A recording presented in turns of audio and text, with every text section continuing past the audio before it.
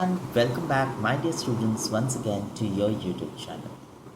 In today's video, I shall be discussing the next scene of your Julius Caesar, Act 3, Scene 2. Yes, it goes without saying that this video is for my class 10 students. So without further ado, let's get started. But before I begin, let me remind you, if you've been finding my videos really interesting and helpful, kindly do not forget to give me a like and also to subscribe to my YouTube channel. It shall keep me motivated. Alright, now I have been using this particular edition of your Julius Caesar. Okay, the Oxford series, and this is edited by Roma Gill. I shall begin with Act 3, Scene 2 today.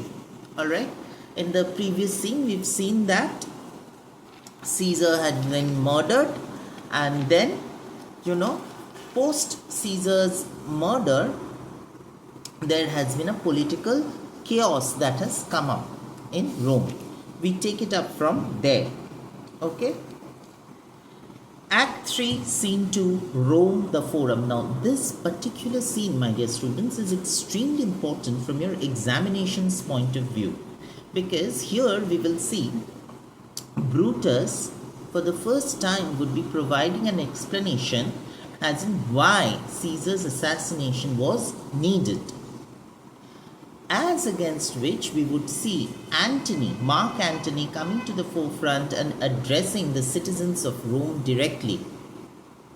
And he is pointing out why Caesar was a great personality who has been misguided, misled, and has been murdered for gaining political gains. Okay, so we take it up from there. The scene is set in Rome, the Forum. Okay, it's a public place. Enters Brutus and Cassius and a crowd of citizens. The citizens say, "We will be satisfied. Let us be satisfied."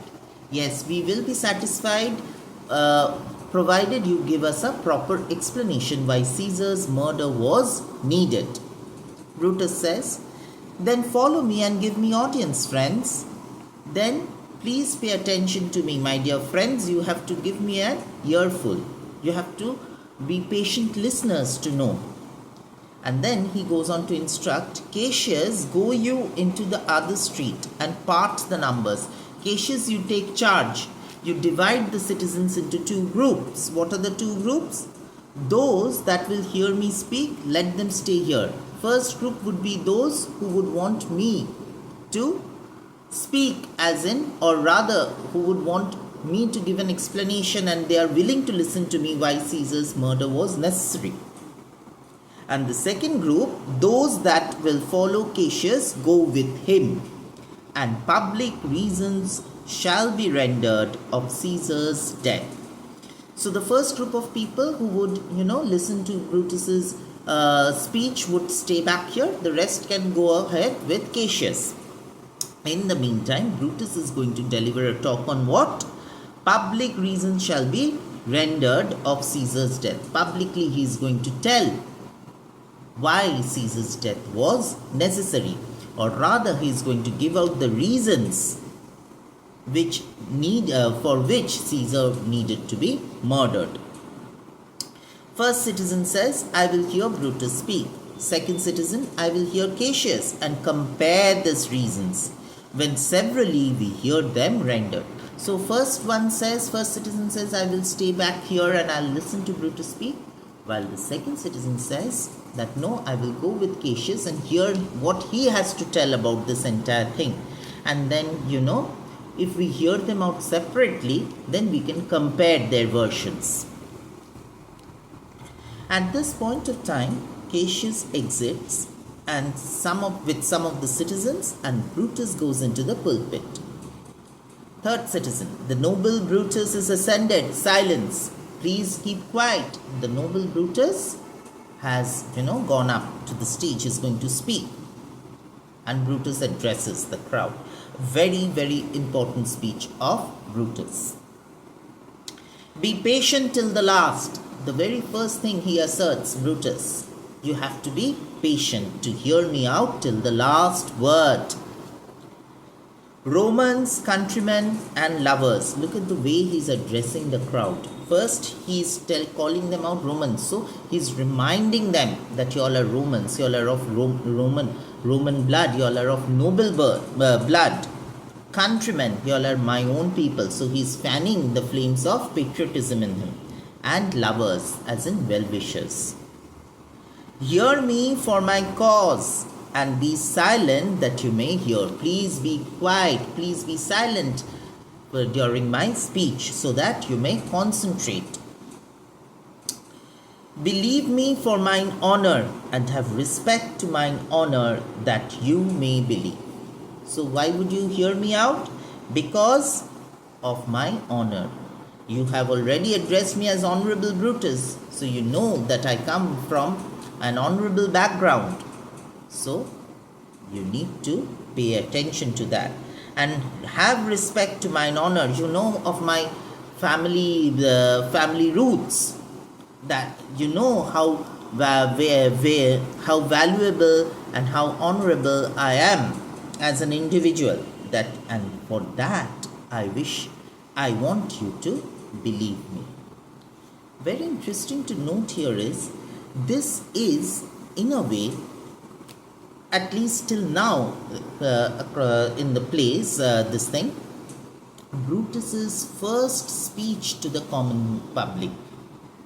Okay, and here you see how tactfully and politically correct his speech is.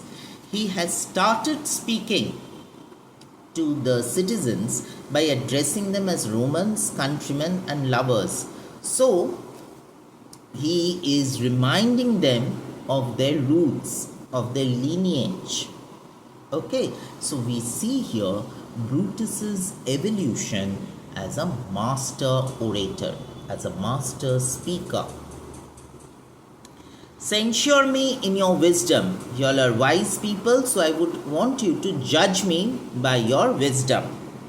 And awake your senses that you may the better judge. I want all of you to enkindle that spirit of rationality within y'all, so that y'all can judge me. If there be any in this assembly, any dear friend of Caesar's, to him I say that Brutus's love to Caesar was no less than his. First very important point raised by Brutus. He says, in this crowd, if there is anyone who loved immensely Caesar, please understand that that person's love did not supersede mine. Even I loved Caesar equally. If then that friend demand why Brutus rose against Caesar, this is my answer. And if you are asking me now, then if I had loved Caesar so much, why did I take up arms against him? Then this is my answer. And what is the answer? Not that I loved Caesar less, but that I loved Rome more. Very important. I want you all to quote this extract in your answers. Not that I loved Caesar less, my love for Caesar was no less, but that I loved Rome more. I loved Caesar, that is there, but my love for my nation was far more. Had you rather Caesar were living and die all slaves than that Caesar were dead to live all free men? Would you really like it if Caesar was alive and you all were living under him like slaves, rather than the fact that you all are living now as free individuals? In other words, he's hinting at the fact that Caesar would become a dictator and the common men would lose their liberty and they would live like slaves. As Caesar loved me, I weep for him. Yes, Caesar loved me and I equally loved Caesar and I mourn for him. As he was fortunate, I rejoice at it. As he was valiant, I honor him. He was brave, that is why I respect him. But as he was ambitious, I slew him. So these are the reasons why Brutus had assassinated Caesar. First, he loved Caesar immensely, but the love for his nation was far more than his personal love towards Caesar. And number two, he was valiant, I honor him, but as he was ambitious, I slew him. That is, Caesar was a brave man, but he was becoming ambitious, over ambitious. He was becoming greedy for power, and power corrupts. He was becoming a tyrant, and that is why he needed to be slew. He needed to be murdered. Alright? There is tears for his love, joy for his fortune, honor for his valor, and death for his ambitions. See how meticulous and measured words of Brutus are. He's saying there is tears for his love. Yes, that I'm feeling sad because I lost a dear friend of mine. Joy for his fortune. He had fought bravely and captured many a place, and we revel in his bravery and valor. But death for his ambition. But he was becoming excessively power hungry. He was becoming overtly greedy, and that is why he needed to be felled. Who is here so base that would be a bondman? Who is here so low who would want to be a slave? Because if Caesar was living, then you would all become a slave. If any speak for him, have I offended? Who is here so rude? That would not be a Roman. So this is basically Brutus's idealism. Okay, he loved Caesar, but his love for Caesar was no match for the love for his country. Okay, that is why he had embarked on the path of assassinating Caesar. Number one. And number two, because Caesar was becoming overtly ambitious, that is why, as a true Roman, he removed that threat from the Roman Empire. Alright? So this is the idealism of Brutus. Now, you see, Brutus does not stop there. He's constantly fanning the flames. He's constantly fanning the flames of patriotism among the citizens and trying to sway their emotions. Who is here so vile that will not love his country? If any speak for him, have I offended? I pause for reply. Who is there in this crowd who would not vouch for his country, who would not fight for his own country? If there is any, please tell me, I'm waiting. So constantly inciting the fervor of patriotism among the citizens. And the citizen says, none, Brutus, none of us are like that. So Brutus goes on to say, then none have I offended. So it's sorted. So it is decided that Brutus has not offended anyone. I have done no more to Caesar than you shall do to Brutus. Very, very politically smart a statement made by Brutus. He says, what I have done to Caesar, I am sure if I become like Caesar once, that is, if I become a tyrant like Caesar once, you would also do the same for me. Very smart as a politician. The question of his death is enrolled in the Capitol. Here question refers to cause. Why Caesar was murdered, that so is recorded now here in the Capitol, because Brutus has already told the reasons. His glory not extenuated, and his glory is not belittled. All his glories are there intact. We all know what Caesar has achieved during his reign, wherein he was worthy, nor his offences enforced, for which he suffered death. But then again, because he was becoming power hungry, because he was becoming a tyrant, he had to face death. Alright? At this point of time enters Antony and others, and they enter with Caesar's dead body. Now remember, if you remember your class 9 portion, children, in Act 2 Scene 1, when everybody was asking, or rather they were of the opinion that they should also eliminate Antony along with Caesar, Brutus was the first individual who had opposed the move. That was his greatest blunder he had committed. See how for that he has to pay here. Antony enters in front of the crowd with Caesar's body. Okay, this is the doing of his past mistake.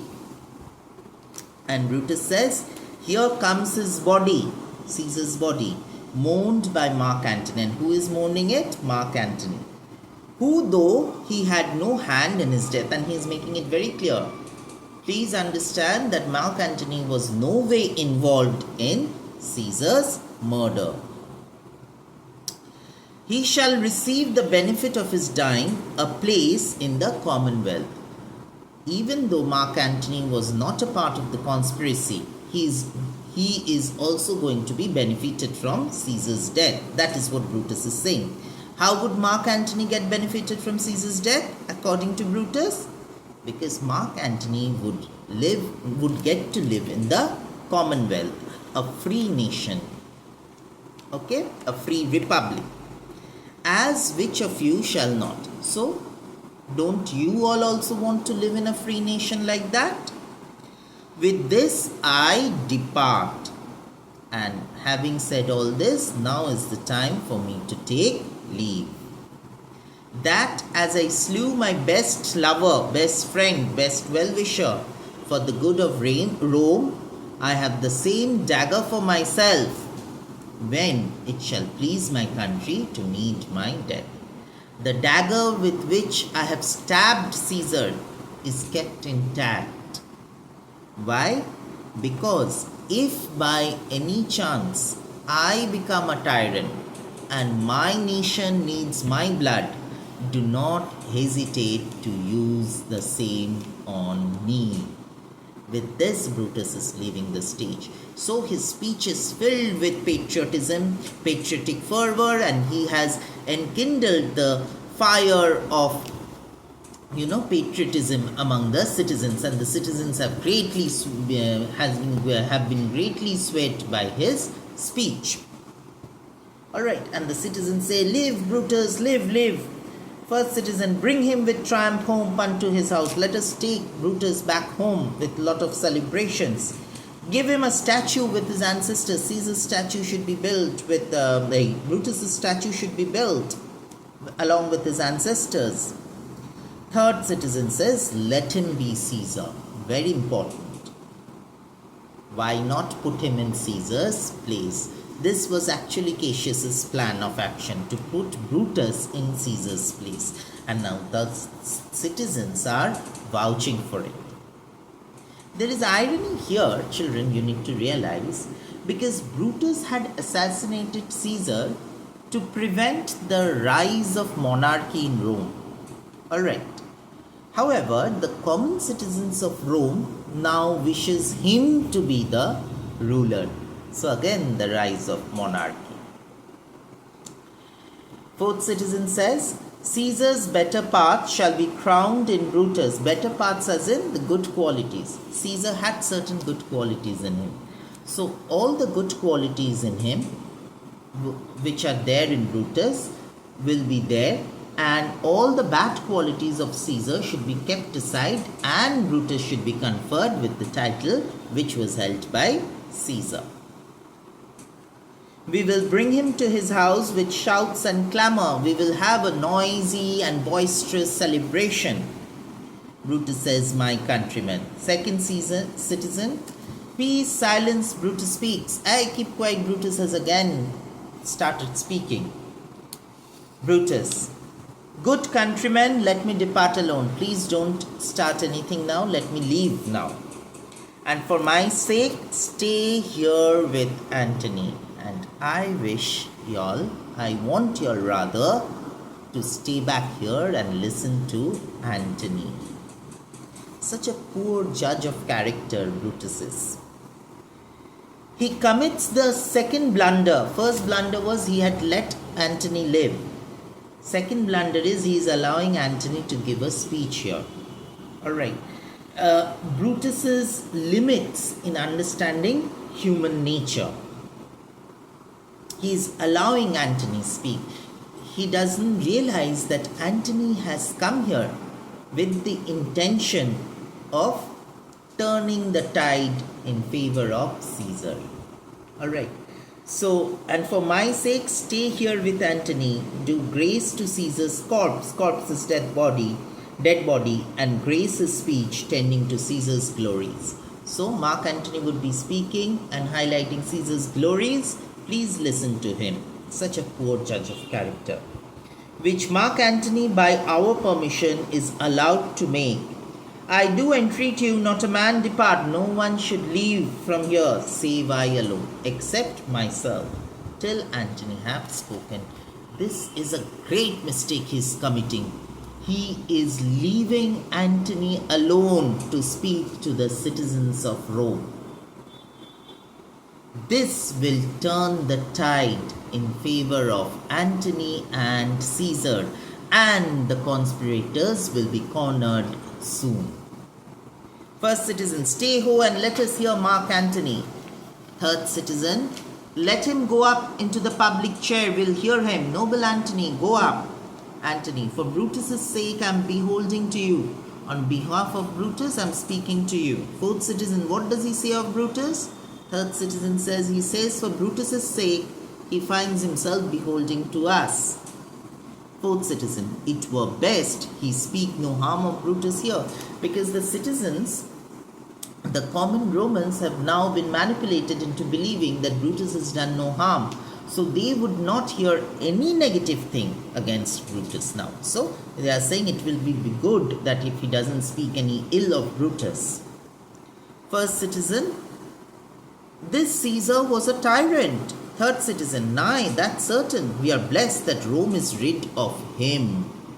Until now they were for Caesar. The moment Brutus has manipulated them with his speech, they have changed their mind. This is the fickle-mindedness of the mob. Okay, and what does they say? They say that they are blessed now that Caesar is no longer there. Second citizen, peace. Let us hear what Antony can say. Antony, you gentle Romans. And the citizen says, peace. Let us hear him. So now Antony goes up into the pulpit to give a funeral speech. Again, this particular speech is very important from your examinations point of view. But I'm afraid, children, this scene is pretty long, and if I continue, you will lose interest. So I think for today we should stop here, and I will start with Antony's speech in my next video. I hope I've been lucid enough until now with the scene. If you still have any doubt, any queries, please get back to me in the comment section. I shall be more than happy to answer your queries. Okay? Till then, take very good care of your health, and if you have found this video helpful, kindly do not hesitate to share this video with your friends who might also be benefited. Take very good care of your health, and goodbye for now.